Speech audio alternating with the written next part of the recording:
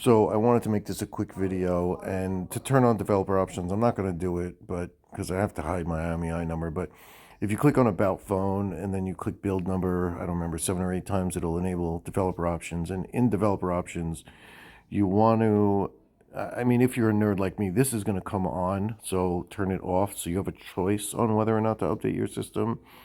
The next one is, let's see.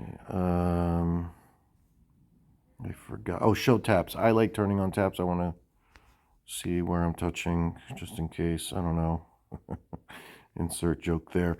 And then there's another one for forcing here, multi-window for all apps. It forces any app that I guess doesn't have the code built into it to set up like dual screen or two items on the same screen. Try it.